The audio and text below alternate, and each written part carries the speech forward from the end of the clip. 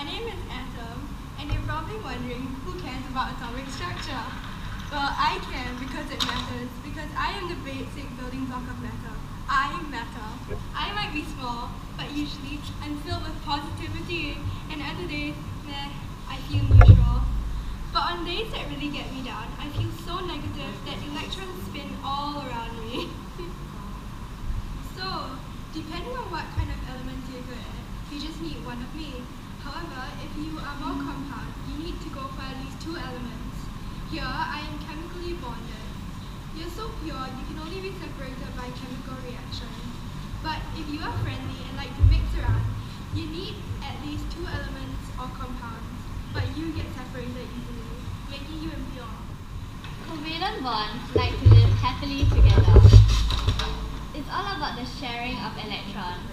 For why live alone by yourself when you can be stuck together sharing? This sharing process is done by two non-materials. Ionic bonds, on the other hand, aren't that close of friends. They rather generously give and take like close neighbors, but not too close, for they don't like to touch. However, this does not feel like a mutual bond, as metals are all about giving electrons, and non-metals are all about taking. Metallic bonds are metal bonds that are always just so positive, even while swimming in a sea of delocalized negativity. They can still remain so positive and are attracted to the negativity. Therefore, this bonding can only take place in metals. Hi, I'm Cobell, and I'm classified into two structures. I can be simple, but sometimes I'm very complex. So complex, it may even seem to be giant. These two classifications are indeed very different. When I'm simple, I can be like water, which is calm, and my molecules can be held together by weak intermolecular forces. But when I'm strong and powerful, I turn into a giant and as hard as graphite and diamond, due to atoms arranging in a network held by intramolecular forces. However, when I'm a giant, my strength can bond differently and I can have power to become graphite or diamond. When I am a diamond, I form a strong three-dimensional structure and arranged in a tetrahedral shape.